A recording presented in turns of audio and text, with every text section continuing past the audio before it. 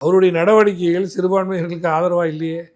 திருப்பரங்குன்ற விஷயத்தில் law and order பிரச்சனையை maintain பண்ணணும், நல்லிணக்கத்தோடு இருக்கணுங்கிறதுக்காண்டி ஒரு அரசாங்கம் ஒரு நடவடிக்கை எடுத்துச்சு. அதை பற்றி ஒரு கருத்தே சொல்லலையே. அதுபோக அவர் சிறுபான்மையினர்களுக்காக வேண்டிய ஆதரவாக ஏதாவது படம் நடிச்சிருக்கிறாரா?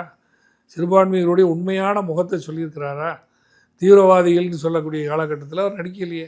சிறுபான்மையினருடைய வாக்குகள் எல்லாமே உங்களுக்கு 90-95% திமுக கூட்டணிக்கு தான் விடும். ஏன்னா சிறுபான்மை சமுதாயத்தினுடைய நன்மையான பல்வேறு காரியங்களில் திமுக முன்னிலைத்து களம் இறங்கியிருக்குது. பல்வேறு நலத்திட்டங்கள் உதவி பண்ணது மட்டும் இல்லாமல் பிஜேபியினுடைய ஆட்சியில் சிறுபான்மையினர்களுக்கு எதிரான சட்டங்கள், உங்களுக்கு சிஏஏ குடியுரிமை திருத்தச் சட்டத்தில் முஸ்லீம்களுக்கு இடம் இல்லைன்னு வரும்போது அதை எதிர்த்து ரோட்டில் இருந்து களங்கண்டு நீதிமன்றம் வரைக்கும் சென்ற கட்சி திமுக.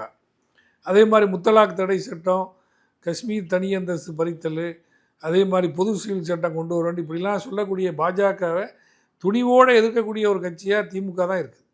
அதனால் திமுகவுக்கு தான் சிறுபான்மை சமுதாயத்தினுடைய வாக்குகள் உள்ள முஸ்லீம்கள் மட்டும் இல்லை, இந்துக்களுடைய ஓட்டுகளும் கிறிஸ்தவர்களுடைய ஓட்டுகளும். கிறிஸ்தவர்கள்லாம் இன்றைக்கி பாதுகாப்பாக இல்லையே. இன்றைக்கி உங்களுக்கு மிசோராமில், மணிப்பூரில், சிக்கிம்லலாம் என்ன நடக்குது? கிறிஸ்தவர்களை டார்கெட் பண்ணி தானே தாக்குறாங்க. அதனால் இந்த கூட்டணிங்கிறது திமுக கூட்டணிக்கு தான் சிறுபான்மையினுடைய வாக்கும் மற்ற சமுதாயங்களுடைய பெரும்பான்மையானவருடைய வாக்குகளும். மேலும் விஜயினால் சிறுபான்மை வாட்டை பிரிக்கவே முடியாது.